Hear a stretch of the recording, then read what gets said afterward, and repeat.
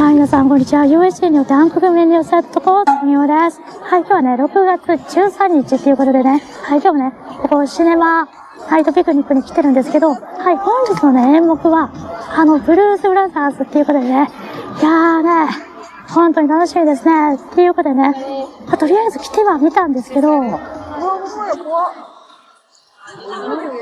かね、めっちゃ混んでんねよね。なんで？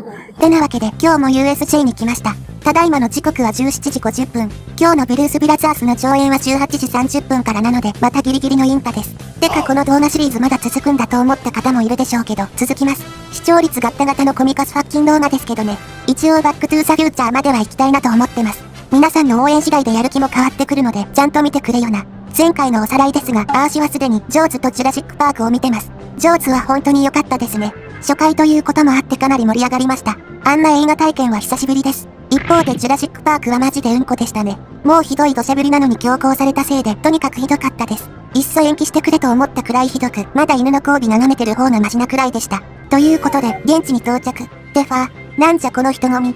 ブルース・ブラザースなんてだいぶ古い映画だし、どうせ誰も来ないやろと思ってたのに嘘みたいです。いや嬉しいっすね。いや逆に日本だと UNEXT くらいでしか配信されてないからこれを機にタダで見てやろうという魂胆かもしれません。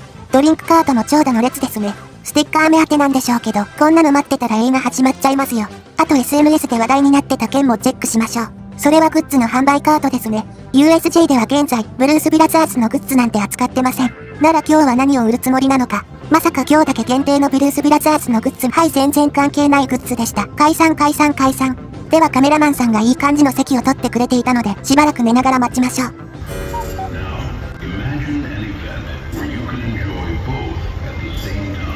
おっと。もう前節が始まりましたね。もうすぐ始まりそうです。はい、ということでね、ブルース・ブラザーズ始まりました。これね、結構ね、オープニングがね、長いんで、ちょっと今のうちにね、ざっくりとしたこの映画の概要をね、説明したいんですけど、そもそもブルース・ブラザーズって何やっていう話なんですけど、これはですね、アメリカの人気番組、サタデーナイトライブっていう番組内の一つのコーナーというか、企画で作られたバンドが大人気になったんで映画化されたと。で、それが世界的にも大ヒットしたみたいな感じの作品になってます。だからなんていうんですかね、日本人に分かりやすく言うんだったら、ヘキサゴンの羞恥心、ちょっと例え悪いな。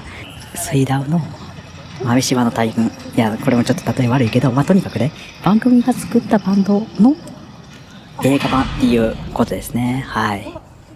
主演は、ジョン・ベルーシとダン・エクロイド。ジョン・ベルーシは映画1941。で、ダン・エクロイドは、ゴーストバスターズの主演俳優ですね。今出演してるのがですね、フランク・オズっていうセサミストリートのパペッターの俳優さんですね。はい。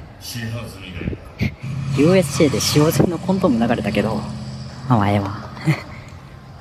今、かっこいいエンジンを吹かせて、このね、74年式ダッチモナコちゃんが、さっそうと現れましたよ。いや、かっこいいね。昔のアメリカの車はみんなかっこいい。ここのシーン、どうやってシルエットだけ撮影したんやろね。ダン・エクロイド。ちょっとサングラスしてるから、ゴーストバスターズの時の印象とはだいぶ違いますね。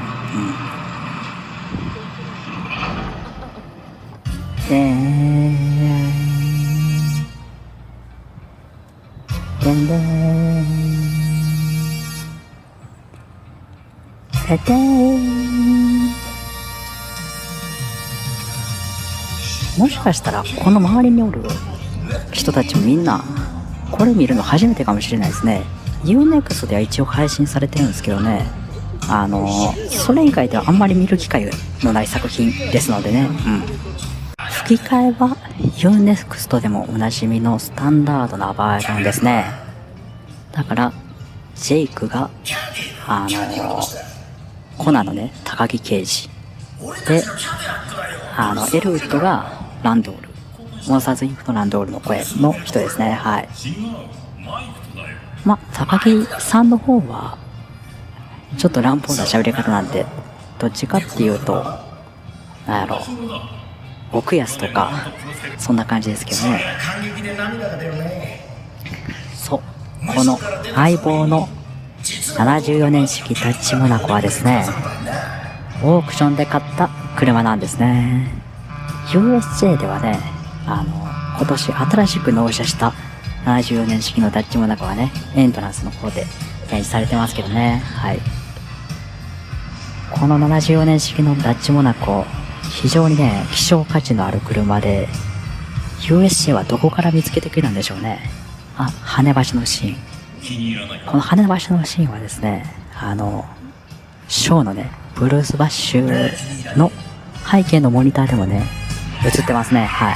これガチのスタントでやったらしいね。だから模型とかじゃなくてね、本当に飛んだらしいです。はい。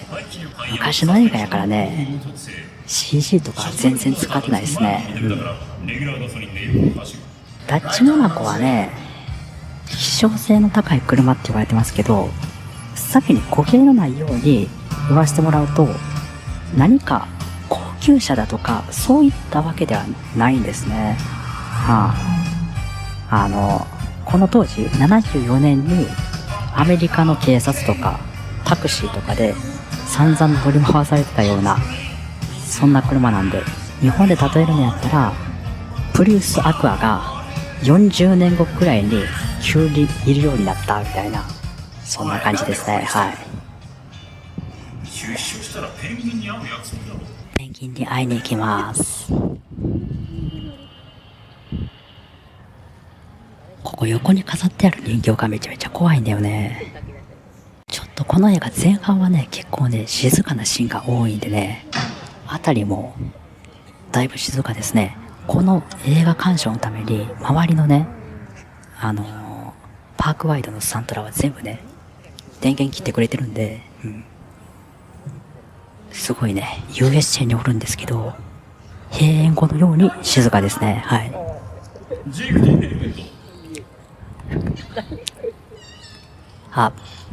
ペンギン。USJ のアトモスでもね、ちゃんとね、フェイスキャラがね、このペンギンのね、話してくれるんでね、本当にね、エントランスでやってるね、キャラコリはね、単にブルース・ブラザーズの格好をしてるキャストさんが出てるっていうだけじゃなくって、ちゃんとね、映画の世界にね、忠実になっててね、すごいいいですね。子にね、本当にね、スケジュールがね、決まってないのでね、会えるかどうか運次第なんですけど、非常にね、おすすめですね。もしこの建物が必要だと思えば払うでしょう。でもそうではない。大司教はここを教育委員会に売却するおつもりでいらっしゃいます。心配ない。5000ドルぐらい俺が朝までに用意してやるって。おい、おやめなさい。ジェイクとエルドがお世話になった孤児院がですね、固定資産税が払えず立ち退きの危機っていうことでね。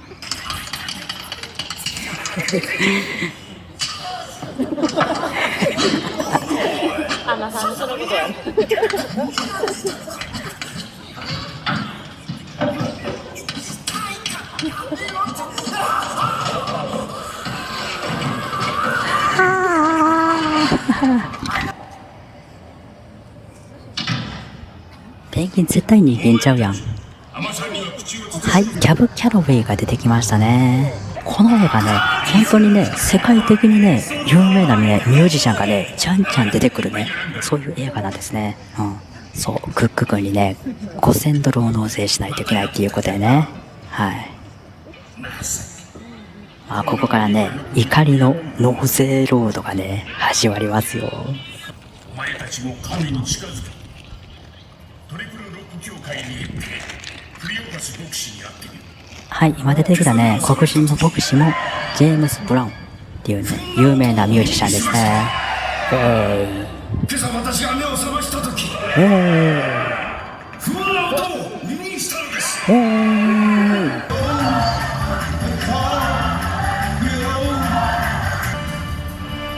はい、お次が来ました。バンドだ。バンドだよ。なんで光が見えるのか。そうだ、バンドだ。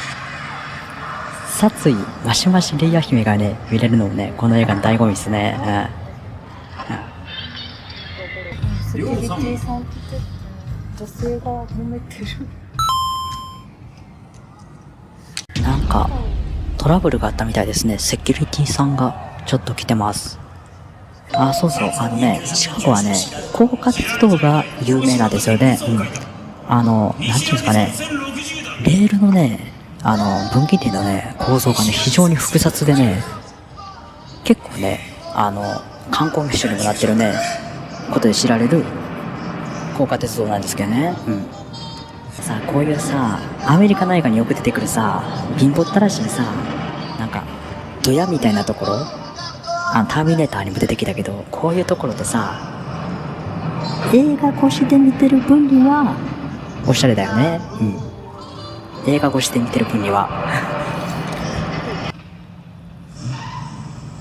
レイヤー姫、こちらがエルウッドブルースの素敵な我が家だ。ご協力感謝です、アーサーさん。野球場の家も良かったがね。不定野郎です。下がってろ。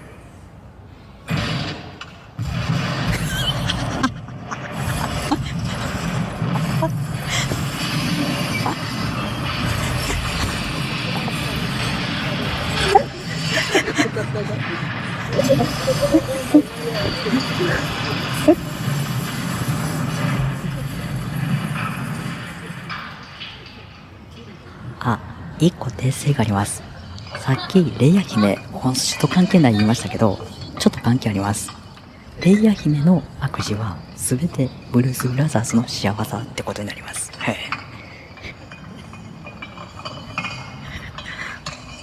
なんで知らへんの。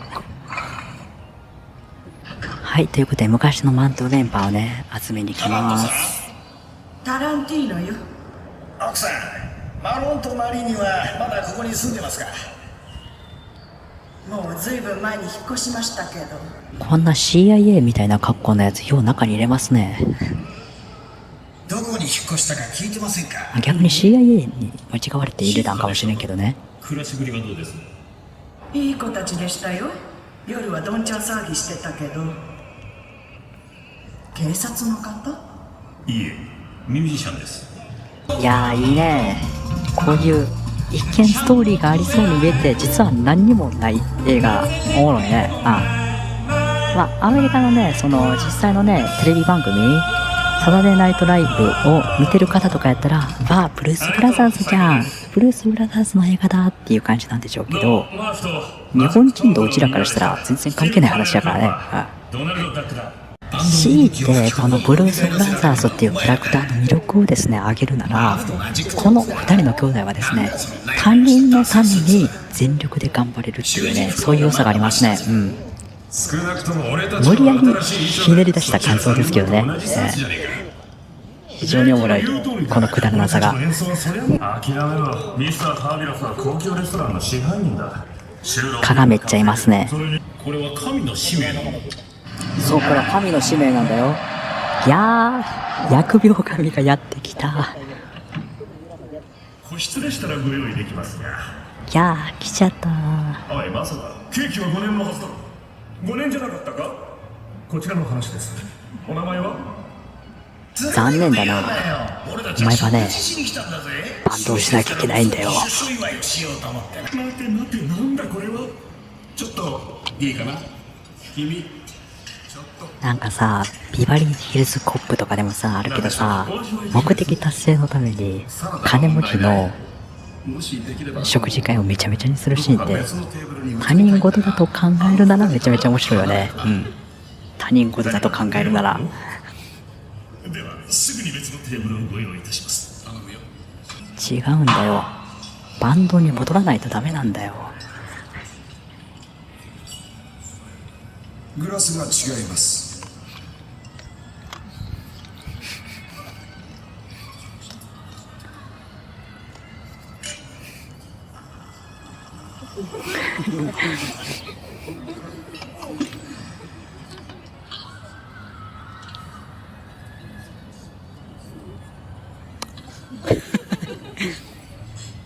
あの小娘いくらだ？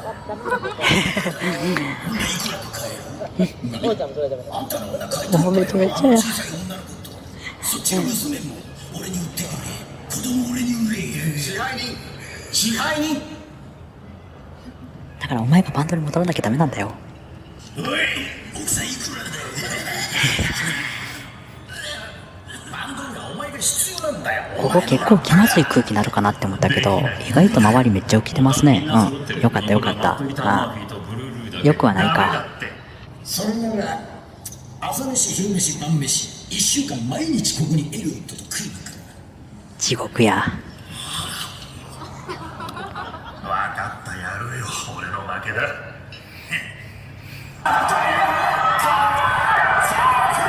あ、ネオナチのシーンやるんすね。やばいぞ、ハーキン・クロイツが USJ でできたぞ。ネオナチっていうのはアメリカにある白人至上主義の団体ですね。実際ナチスみたいにアジア人至上主義というよりかは、単純にヒトラーの言葉を借りて白人至上主義を歌ってる団体って感じの組織なんですけどね。うん。やばい。ハーケン・クロイツがモザイクもなしでテーマパークで流れてる。昔ね、アメリカのディズニーのハリウッドスタジオのインディ・ジョーンズのスタントショーでも一応ハーケン・クロイツがね、規制が緩かった時は使われてたんですけどね。最近は本当に見かけないですよね。うん、ヒトラーって言っちゃった。イリノイナチ。一体何事だ。ああ、裁判に勝ったもんでその祝いの集会だとさ。誰だ。クソナチ野郎どもだよ。イリノイナチだ。ヒトラー万歳。ヒトラー万歳。入るヒトラー。いやーはい、ブルース・ブラザースの追っ手にイリノイナチが加わりましたということでね。はい。いいかね。今の車のナンバーを調べておきたまえ。あの野郎を生かしておくわけにはいかん。USA でこんなに大音量でヒトラー万歳っていうシーンがね、流れるとはね。うん。はい、アレサ・フランクリンのお出ましです。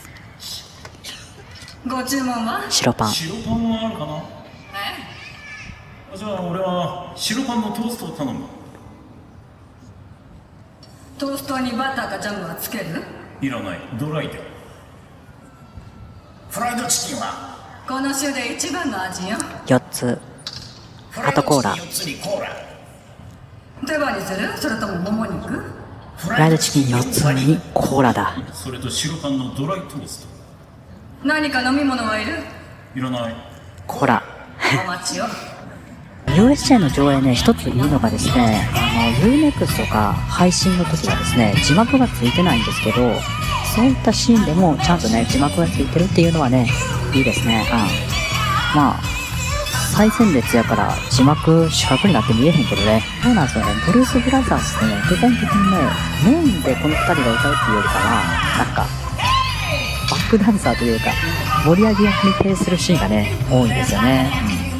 楽器を触ることについては厳しいルールがあるんだよ。レイ・チャールズ。今ジェイクがね、レイって言いましたけど、この人もレイ・チャールズっていう名前なんで、ほぼ本人役っていうことですね。はい。インディアンの像、USA でもおなじみのやつですね。うん。ピアノにアンプにマイク、その他もろもろ。さっさと行け。かなりね、あの若さで不良になるとは嘆かわしいことだ。どうでもいい話なんですけど、周りの人が結構レイ・チャールズをしてて、そこはちょっと嬉しいですね。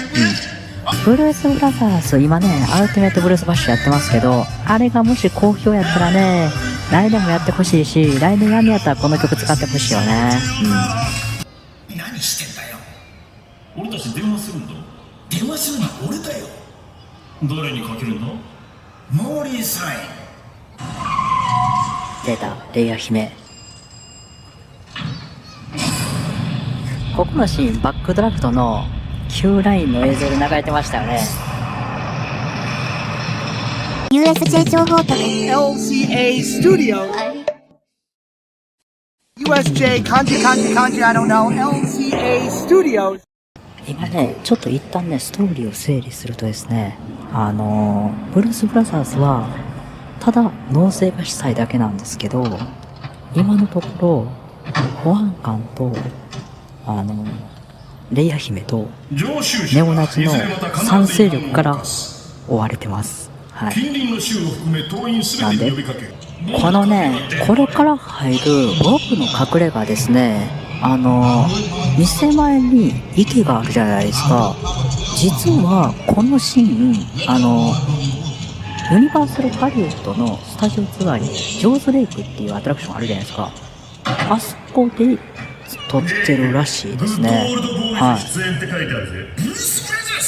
っていう風に話は聞いてるんですけど、実際どうなのかわかんないし、ここのロケ地は、ハリウッドのジョーズレイクらしいですね。嘘かほんまか知らんけど。はい、非常にカントリーなお店ですね。典型的なカーボーイのお店っていうか、悪く言うならめちゃめちゃ排他的な感じの。はい、温泉入ったここのお店、ちょうどこれからバンドのショーが始まるということで、ブルース・ブラザーズがね、代わりに出てあげます。はい。横取りなんですけどね。ブル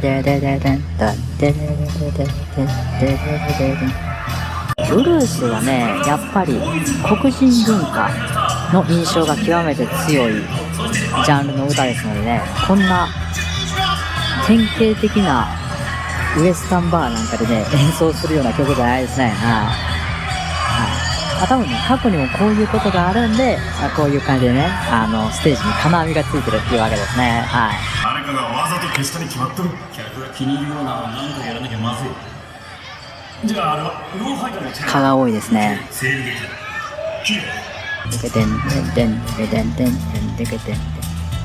これから歌うローハイドの歌っていうのはですね、日本人には正直全く馴染みないんですけど、アメリカの昔のテレビ番組っていうことで、それのオープニングの曲を今歌ってると即興で、はい。オ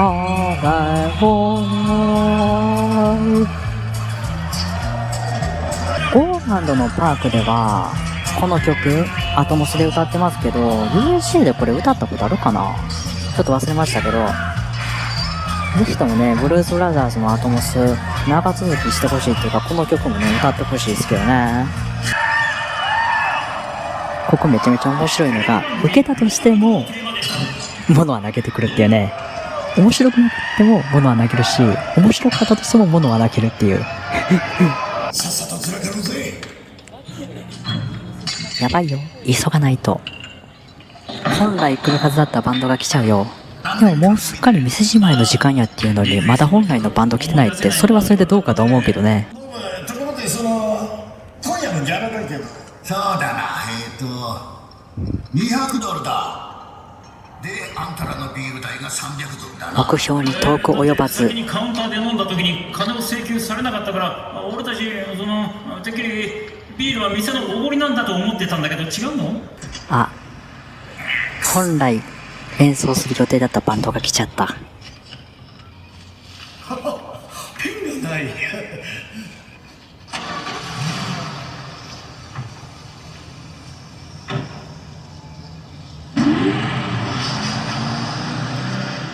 逃げろー。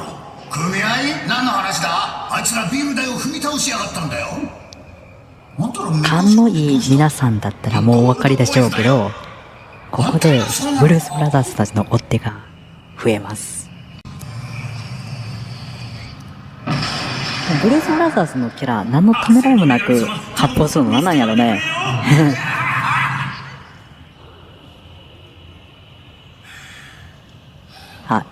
いいところに来たね、保安官。バイバーイ。信じられないが、またふざけたダッチのお出ましだ。あいつら覚悟しろ。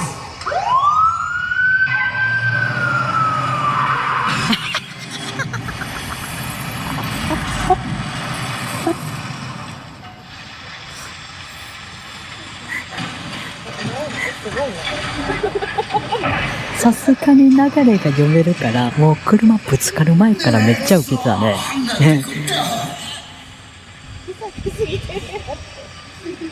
ただじゃ置かないからな。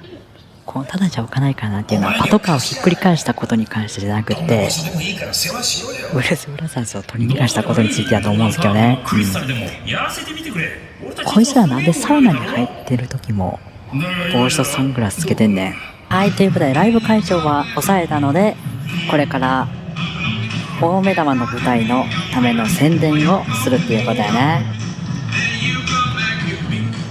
はい、ここのシーンからね、このダッチモナコはですね、巨大なスピーカーをね、載せます。はい。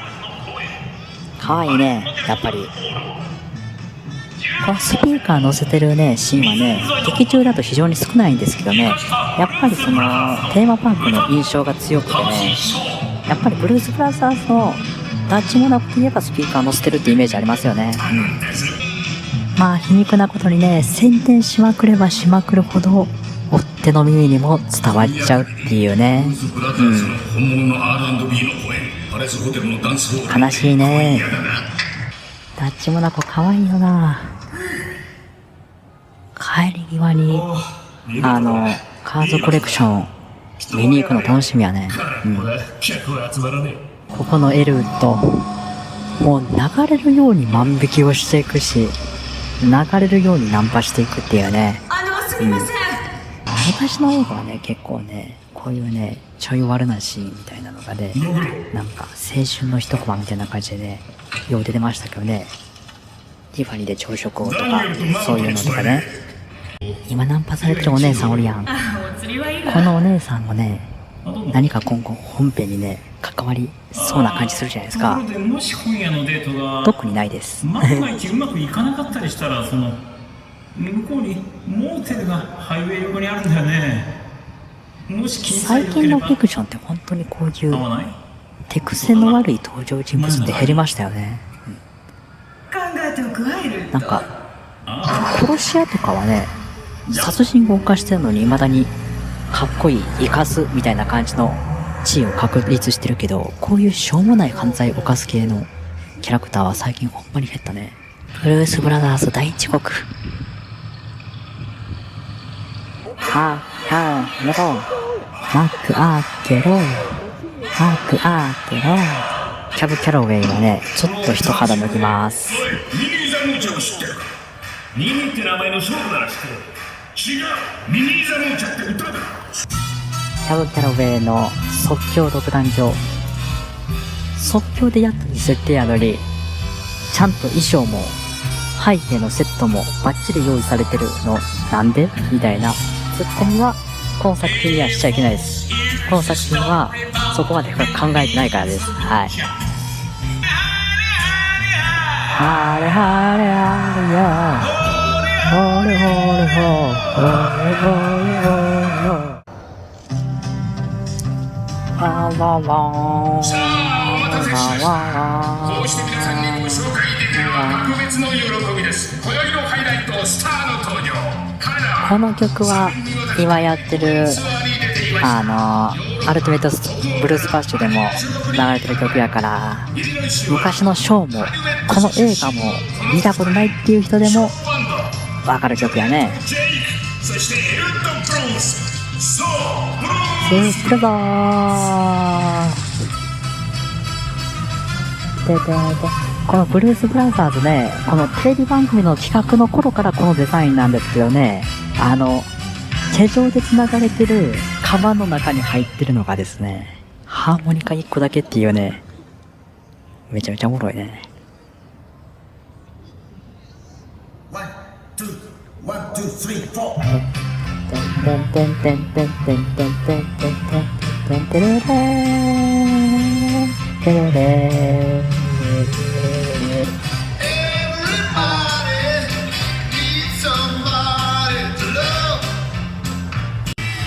あれ、ジョン・ビルースなんでこの体型で側転できんやろね。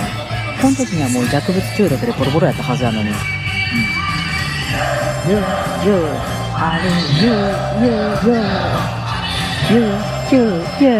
ブルースを愛し、ブルースに愛された男、この当時はね、白人のね、ロックがね、非常に流行っててですね、黒人のブルースなんていうものはまあかなり下火の頃やったんですけど、そんな時期に、やたらとブルースに理解のある白人兄弟が出てきたっていう、まあそういう企画なわけなんですね。この番組が作ったバンドっていうのはね、はい。まあ、それが大受けして映画化するまでに至ったんですけどね。待って、全然関係ない話じゃねんけど、この車、扉開いてんね。今初めて気づいた。まずい、マフィアまで現れたね。天才だ、最高だったよ。うちでレコードを出そう。本当に外に出られるのか？エルト、心配するなって。出た、レイヤ姫。ここからね、めちゃくちゃね、大好きなシーンが流れるんだけどね。そこにそうしてるあなたいいざまね。まるで泥まみれのドブネズミ。心配ね。今度は絶対逃がさないわよ。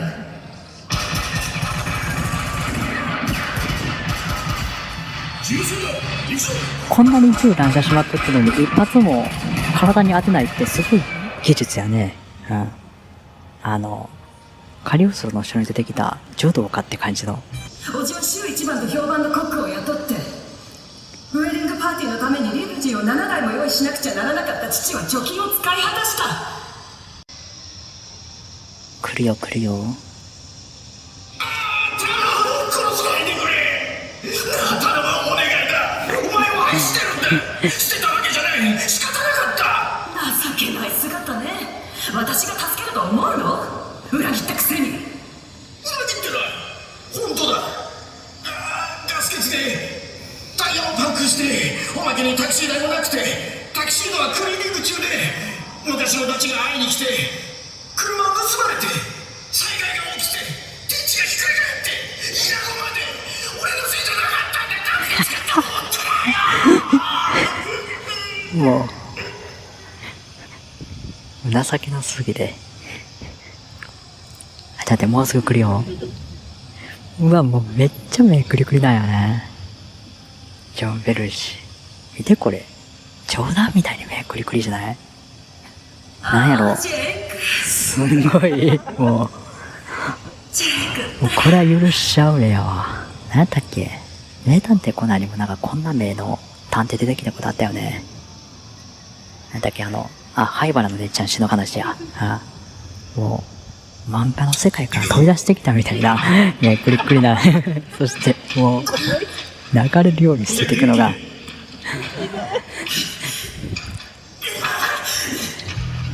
ジョン・ベルーシはね、この2年後にね、コカイン中毒で亡くなるんでね、ジェーン・ベルーシのね、この美しい姿をね、このカメラに収めることができたっていうのでも、この映画はね、非常に有意義ですね。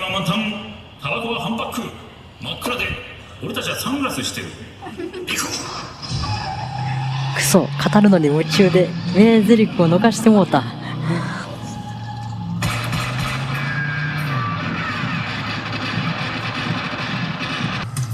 このクライマックスのカーチェイスシーンがね、本当に長くてね、9分40秒くらいあるんですよね。本当にもうめちゃくちゃ長いっていうかね。その間ずっと車、ボンボン壊れっぱなしですからね。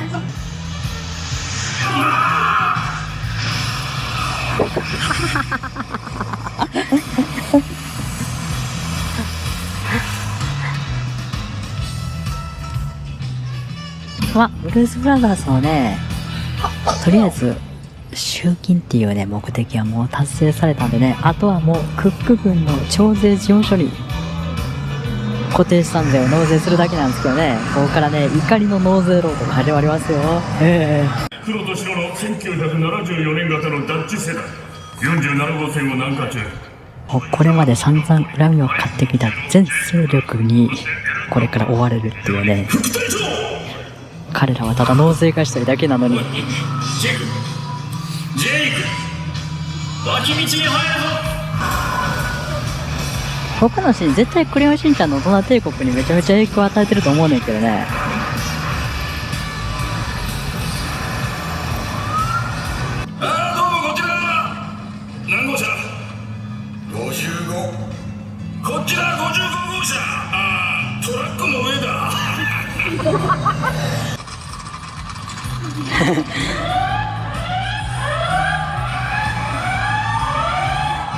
総代の逮捕にあたっては強行手段を取ることとなった。後の使用は許可された。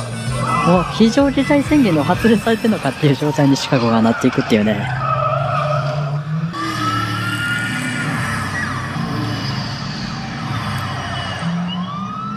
ここでランとぶつくのめちゃめちゃ可愛いね。多分今走ってる道が輪っか大通りだな。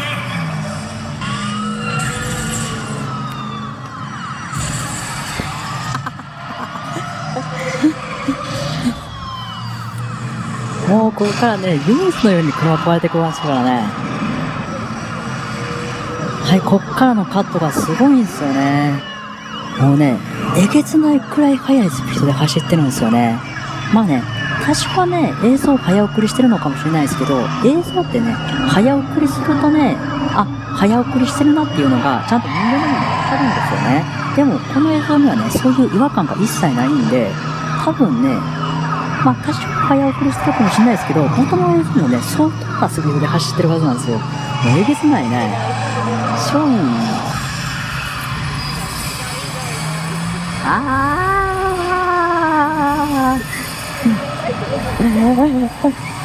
車を壊す作品というのはね、日本ではね、西部警察とか大都会とかありますけどね、いくらなんでもここまで車壊せないですもんね。サネがビーチ。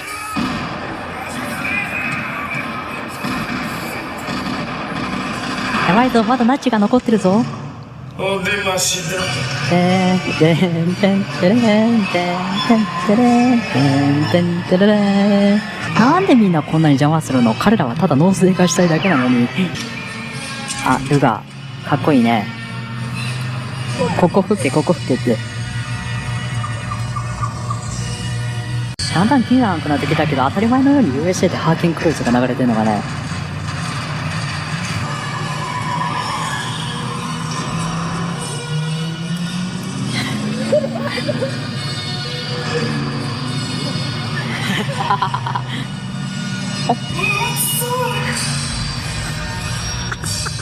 そんなわけないやん。そんなわけないやん。バイオ9のレオンくらい飛んでるやん。あ、ここのシーンね、ほんまに車落としてるらしいです。はい、で、こっから注目してくださいね。いや、どんだけ高いんだって感じだけどね。こっから見てくださいね。はい、今一瞬ね、左端にね、パレスシアターが見えたの分かりますか？実はね、あのシーンがですね、ユニバーサル東京ハリウッドのバックロットで撮影したものなんですね。はい。さすがにね、危険な撮影なので、バックロットで撮ったっていうわけですね。は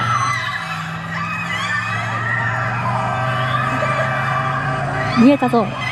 ピーカーさんもそうだ。税務署はもうすぐそこだぞ。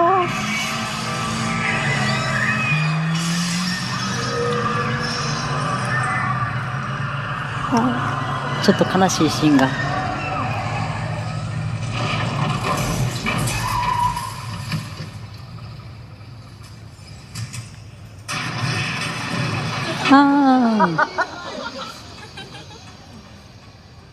さすがにかわいそうやね。最初はね、なんだよこの車って言うてたね。ジェイクですらちょっとね、惜しいっていうね、ずっとね、この旅を共にした相棒ですからね、ダッチモナコは。クック郡の納税事務所へはどうやって行けばよろしいですか？ホールの向こうを右に曲がって、エレベーターで11階に。ありがとう。いやー、ここのシーン USJ で見れるとは感動やな。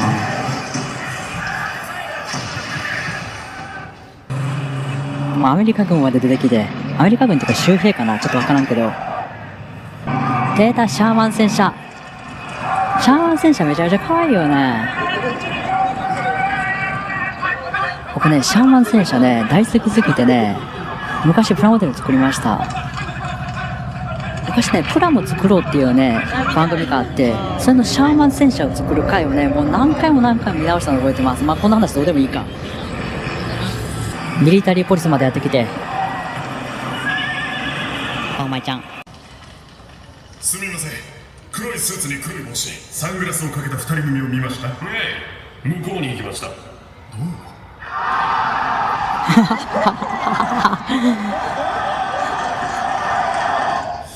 彼らはね、あくまで、個人に納税するお金さえ綺麗であれば、他は何もやってもいいと思ってますからね。うん。その机はさすがに意味ないんちゃうかな。ちなみにね、めちゃめちゃスペシャルなね、ゲストが出てきますよ。はい、スピルバーグ、輪っか。これね、1980年の映画なんでね、多分この当時32歳とか33歳なんですよね。これはイリノイ州カリ若いね、スピルバーグ。ヘルナ養護院に課せられた今年分の税金だ。5000ドルきっちり入ってるぜ。分かったから早く納税しろ。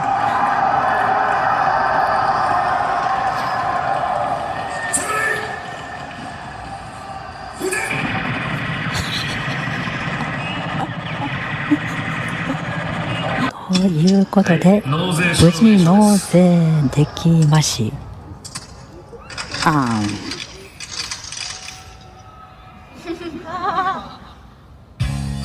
お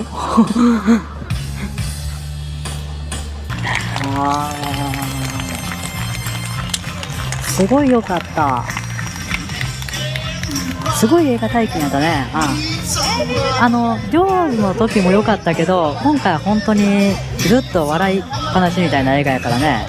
本当に周りのね、観客のね、反応すごい良くてね、めちゃめちゃ面白かった。